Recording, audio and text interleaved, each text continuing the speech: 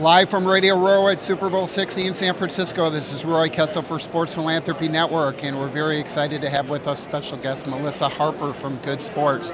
Melissa is one of the founders and has done an amazing job growing the organization, so thank you for joining us on the show today. Thanks for having me. We're excited to learn more. We know that you have made such a huge impact. Take us through the beginning, though. Why did you decide to start Good Sport? So we started Good Sports really because cost is such a huge barrier for kids' participation in sports and fitness activities. Kids from high-need communities are being priced out of the opportunity, and we couldn't really accept that, so we decided to do something about it. And so we built Good Sports 23 years ago. So it's come a long way, right? So go back to the beginning and tell us what some of the obstacles were as you were getting off the ground. Yeah, our first donation was 500 basketballs from Spalding when they were located in Chicopee, Massachusetts, just outside of where we were located. And honestly, those early barriers were just proving to people that we had a viable model, that there was something that we could do to move the needle on participation rates. So we built Good Sports. Really, it's a bit like a food bank for sporting goods. We partner with all the big companies in the industry to take in large quantities of brand new sports equipment, and we get it out to kids who need it so that they have the opportunity to play.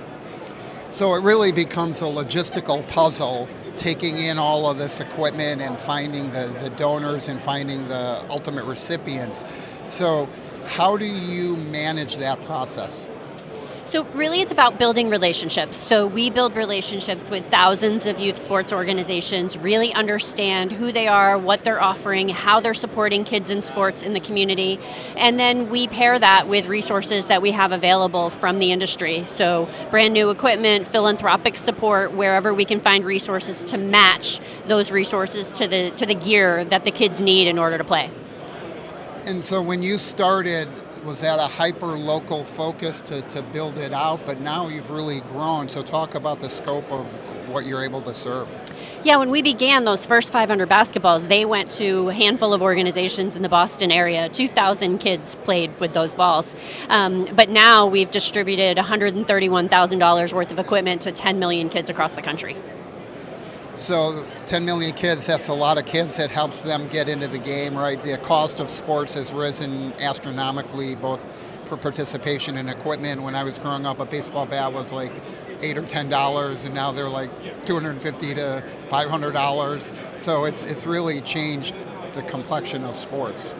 Yeah, not only have prices gone up, but there's more gear required for kids to participate. Every sport, kids have to show up with all of their own gear. There used to be a lot more sharing of gear that happened than happens now. And so infrastructure to participate in sports has escalated dramatically from a cost point of view. And the programs are required to either provide all of that or have the kids bring it all. So it's changed the landscape tremendously. So I know that the needs are probably significantly greater than the supply of what you have. That's a challenge. Talk about how you handle that challenge in terms of determining where the equipment is going to go. Well, at Good Sports, we're really focused on serving the kids who need us the most. So we are supporting organizations that are located in and serving high poverty communities where the cost is really the biggest barrier to participation. Now, what that doesn't mean is it's always urban. Sometimes we're serving high need communities in urban metro areas, but other times it's rural communities in high poverty counties in Georgia or Alabama. It's on indigenous community reservations. So it's really wherever the need is the greatest, that's where we're putting our resources, because that's where we feel like we can make the most difference.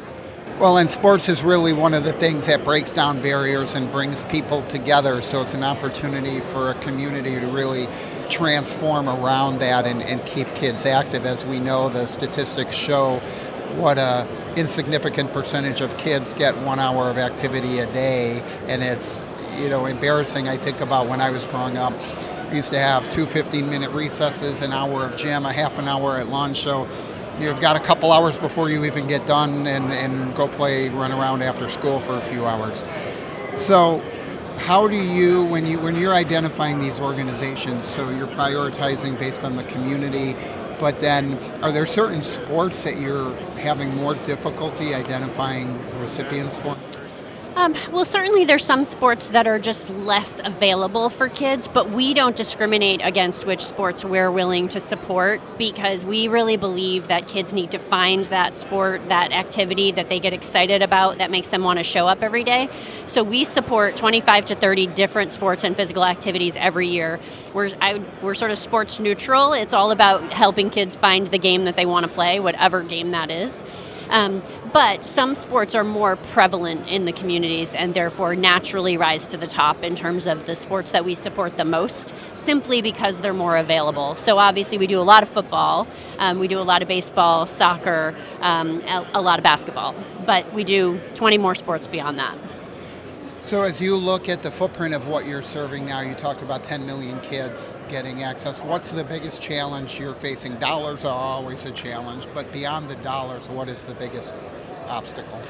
I think one of the biggest obstacles for the youth sports community and for the role that we play in it is really making sure that recreational sport is always available to kids in high-need communities. Because as the elite sports market continues to grow, that's not available in the neighborhoods and communities that we serve, and it's too costly for those kids to be transported into those different networks. So we have to make sure that sports are available on their block, in their school, in their community, so they don't have to go somewhere else in order to play. And if there's an organization that has a need that's not connected to you, what's the best way for them to reach out and connect? Any organization can go to goodsports.org and you'll find all sorts of information about our eligibility criteria and our application and how to become a part of the Good Sports Network to be eligible for equipment donations. And how long does that process take? If I go on there today and I fill out a form, what is the timeline?